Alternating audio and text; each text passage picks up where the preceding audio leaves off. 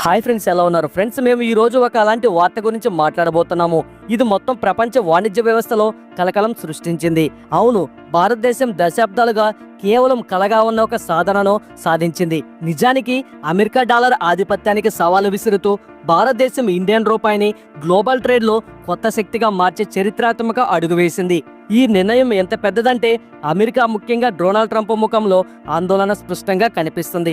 ఎందుకంటే డాలర్కు వ్యతిరేకంగా ఎవరైనా వెళ్లే ధైర్యం చేస్తే వారిపై ఆంక్షలు విధిస్తామని బెదిరించిన ట్రంప్ ఇప్పుడు వారి ఆగ్రహం చూడదగినది. ఈ అడుగు అంటే ఏమిటి, మరియు భారతదేశానికి దీనివల్ల ఏమి లాభం జరుగుతుంది? ఈ అభివృద్ధిని ఈ వీడియోలో సరళమైన పదాల్లో అర్థం చేసుకుందాం. కానీ ముందుకు వెళ్లే ముందు ఈ వీడియోను లైక్ చేసి ఛానల్ను తప్పక సబ్స్క్రైబ్ చేయండి. ఎందుకంటే మీకు ఇది ఒక సెకండ్ పని, కానీ ఇది మాకు చాలా పెద్ద సహాయం చేస్తుంది. ఫ్రెండ్స్, ఇక్కడ మాట్లాడుకుంటున్నది యుఎస్ డాలర్ గురించి. కాబట్టి ముందుగా యుఎస్ డాలర్ ఎందుకంత శక్తివంతమైనదో అర్థం చేసుకుందాం. చూడండి, యుఎస్ డాలర్ కేవలం అమెరికా కరెన్సీ మాత్రమే కాదు, గ్లోబల్ ట్రేడ్ లో రాజు. ఎందుకంటే ప్రపంచంలో 88% అంతర్జాతీయ వాణిజ్యం డాలర్లో జరుగుతుంది. అది చమురు కొనడం కావచ్చు, గ్యాస్ కావచ్చు, లేదా టెక్నాలజీ కావచ్చు, అన్ని డాలర్లోనే జరుగుతుందని దీని అర్థం. అమెరికా ప్రతి సంవత్సరం ట్రిలియన్ల డాలర్ల ఆదాయం పొందుతుంది, ఎందుకంటే ప్రపంచం వారి కరెన్సీపై ఆధారపడి ఉంది. కానీ ఈ వ్యవస్థ వల్ల ఇతర దేశాలకు నష్టం జరుగుతుంది. ఎందుకంటే ఉదాహరణకు భారతదేశం రష్యా నుండి చమురు కొనాలనుకుంటే ముందుగా రూపాయిని డాలర్గా మార్చాలి, ఆ తర్వాత యుఎస్ డాలర్తో చమురు కొనాలి. ఈ మార్పిడిలో ఫారెక్స్ ఫీజు, బ్యాంక్ ఛార్జీలు మరియు కరెన్సీ హెచ్చుతగ్గుల నష్టాన్ని మనం భరించాలి. అంతేకాకుండా అమెరికా ఫెడరల్ రిజర్వ్ విధానాలు, ఉదాహరణకు వడ్డీ రేట్లు పెంచడం వంటివి మన ఆర్థిక వ్యవస్థపై ప్రభావం చూపుతాయి. భారతదేశం చాలా కాలంగా ఇండియన్ రూపాయి కూడా యూరో, యువాన్ లేదా ఎన్ వంటి గ్లోబల్ ట్రేడ్ లో స్థానం సంపాదించాలని కోరుకుంది. కానీ ఇప్పటి వరకు మనం డాలర్ వ్యవస్థలో చిక్కుకున్నాం. 1971లో అమెరికా గోల్డ్ స్టాండర్డ్ను రద్దు చేసింది. అప్పటి నుండి డాలర్ శక్తి మరింతగా పెరిగింది. కానీ ఇప్పుడు భారతదేశం ఈ వ్యవస్థను ఛేదించే బాధ్యతను తీసుకుంది. ఇది ఇలాంటిది: మీ పొరుగువాడు మిమ్మల్ని తన దుకాణంలో సామాను కొనమని బలవంతం చేస్తే మీకు సొంత దుకాణం తెరిచే అవకాశం ఇవ్వకపోతే, కానీ ఇప్పుడు భారతదేశం తన సొంత దుకాణాన్ని తెరిచింది.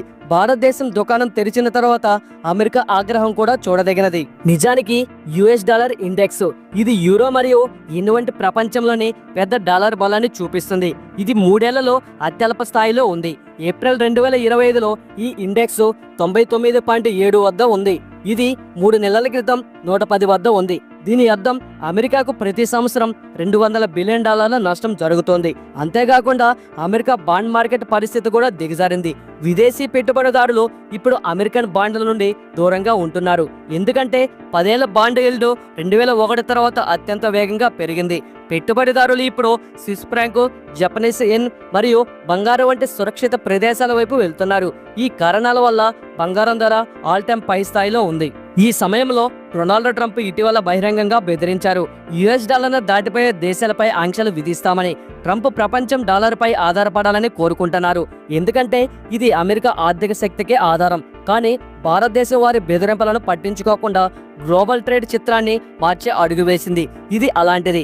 ఎవరైనా మిమ్మల్ని తన దుకాణం నుండి మాత్రమే కొనమని బెదిరిస్తే, అయినప్పటికీ మీరు ఏదో ఒక విధంగా మీ సొంత దుకాణాన్ని తెరిచి అన్ని కస్టమర్లకు మీ వద్దకు వస్తారు. ఇప్పుడు భారతదేశం యొక్క మాస్టర్ స్ట్రోక్ వైపు వెళ్దాం. భారత ప్రభుత్వం ఇటీవల కొన్ని రోజుల క్రితం అన్ని బ్యాంకులకు ఆదేశాలు జారీ చేసింది. అంతర్జాతీయ వాణిజ్య సెటిల్మెంట్లో యుఎస్ డాలర్ స్థానంలో ఇండియన్ రూపాయిని ఉపయోగించాలని. దీనికోసం ప్రత్యేక స్టాండర్డ్ ఆపరేటింగ్ ప్రొసీజర్స్ SOPs జారీ చేయబడ్డాయి. దీని ప్రకారం విదేశీ వ్యాపారులు డాలర్ స్థానంలో నేరుగా రూపాయలు చెల్లింపులు చేయవచ్చు మరియు తీసుకోవచ్చు. గతంలో సాంకేతికత మరియు రెగ్యులేటరీ సమస్యలు ఉండేవి, కానీ RBI మరియు ప్రభుత్వం వాటిని తొలగించాయి. దీనివల్ల అతిపెద్ద లాభం ఏమిటంటే రూపాయలు సెటిల్మెంట్ చేసే వ్యాపారులు తక్కువ ఫారెక్స్ ఛార్జీలు చెల్లించాలి. అంతేకాకుండా వేగవంతమైన చెల్లింపు సెటిల్మెంట్ మరియు ప్రత్యేక బ్యాంకింగ్ సపోర్ట్ కూడా లభిస్తుంది. గతంలో ఈ వ్యవస్థ కేవలం భారతదేశానికి మాత్రమే ఉండేది. ఇప్పుడు దీనిని UAE, మాల్దీవులు, ఇండోనేషియా, రష్యా మరియు శ్రీలంక వంటి దేశాల కోసం తెరిచారు. చూస్తే మనం ఇందులో కొంత విజయం కూడా సాధించాము. 2023 నుండి ఏప్రిల్ 2025 వరకు భారతదేశం 20 దేశాలతో రూపాయల వాణిజ్యం ప్రారంభించింది. ఇందులో రష్యా, సింగపూర్ మరియు మారిషస్ వంటి దేశాలు ఉన్నాయి. అంతేకాకుండా ఇటీవల భారతదేశం బ్రిక్స్ దేశాలతో స్థానిక కరెన్సీలపై ఆధారపడిన మల్టీలాటరల్ ట్రేడ్ సెటిల్మెంట్ సిస్టమ్ను ప్రారంభించే ప్రణాళికను కూడా రూపొందించింది. ఈ అడుగు ఎంత పెద్దదంటే గత 75 సంవత్సరాలలో ఏ ప్రభుత్వం ఇలాంటిది చేయలేకపోయింది. కానీ ఇప్పుడు భారతదేశం సామ దామ దండభేద అన్ని విధాలుగా రూపాయిని గ్లోబల్ కరెన్సీగా మార్చడానికి కృషి చేస్తుంది. ఇది నెమ్మదిగా జరుగుతుంది. మీ గ్రామంలో మీరు ఒక దుకాణం తెరిచి మీ పొరుగు వారంతా మీ వద్ద సామాను కొనడం ప్రారంభించినట్లు ఆ తర్వాత నీ సామాను మొత్తం నగరంలో ప్రసిద్ధి చెందుతుంది. ఇప్పుడు ప్రశ్న ఏమిటంటే ఈ అడుగు వల్ల భారతదేశానికి ఏమి లాభం జరుగుతుంది? మొదటి లాభం ఏమిటంటే మార్పిడి ఖర్చులు ఆదా అవుతాయి. ఎందుకంటే ప్రతి సంవత్సరం భారతదేశం ఫారెక్స్ మార్పిడిలో బిలియన్ల రూపాయల నష్టాన్ని భరిస్తుంది. అయితే రూపాయల వాణిజ్యం చేయడం వల్ల ఈ ఖర్చు ఆదా అవుతుంది. రెండవ లాభం ఏమిటంటే దేశీయ లిక్విడిటీ పెరుగుతుంది. అంటే విదేశీ వ్యాపారులు రూపాయల్లో చెల్లింపులు చేస్తే భారతీయ బ్యాంకుల్లో రూపాయి లభ్యత పెరుగుతుంది. మరియు అతిపెద్ద లాభం ఏమిటంటే యుఎస్ విధానాల నుండి స్వేచ్ఛ లభిస్తుంది. దీనివల్ల అమెరికన్ ఫెడరల్ రిజర్వ్ యొక్క వడ్డీ రేట్ల ప్రభావం మన ఆర్థిక వ్యవస్థపై తక్కువగా ఉంటుంది. అంతేకాకుండా రూపాయి శక్తి పెరగడం వల్ల ఆర్థిక వ్యవస్థలో విశ్వాసం క్రమంగా పెరగడం ప్రారంభమవుతుంది. దీనివల్ల పెట్టుబడిదారులు మరియు వ్యాపారవేత్తలు భారతదేశంపై ఎక్కువ విశ్వాసం కలిగి ఉంటారు. దీని ఫలితంగా ఎఫ్డిఐ అంటే ఫారిన్ డైరెక్ట్ ఇన్వెస్ట్మెంట్ కూడా పెరుగుతుంది. అంతేకాకుండా దీనివల్ల గ్లోబల్ ర్యాంకింగ్లో ఇండియన్ రూపాయి పెరుగుదల సాధ్యమవుతుంది. ఎందుకంటే ప్రస్తుతం ఇండియన్ రూపాయి ట్రేడింగ్ విషయంలో ప్రపంచంలో 17వ స్థానంలో ఉంది. అయితే మన ఆర్థిక వ్యవస్థ ప్రపంచంలో 5వ అతిపెద్దది. ఈ అడుగు మనల్ని బ్రిటన్, ఆస్ట్రేలియా మరియు కెనడా కరెన్సీల కంటే ముందుకు తీసుకువెళ్తుంది. దీని ప్రభావం స్పష్టంగా కనిపిస్తుంది. ఎందుకంటే ఇండియన్ రూపాయి ఇది నిరంతరం బలహీనపడుతూ వచ్చింది. గత కొన్ని రోజులుగా యుఎస్ డాలర్తో పోలిస్తే బలం చూపించడం ప్రారంభించింది. చూడండి, డొనాల్డ్ ట్రంప్ బెదిరింపులు కొత్తవి కాదు. భారతదేశంపై 26% టారిఫ్లు విధించారు.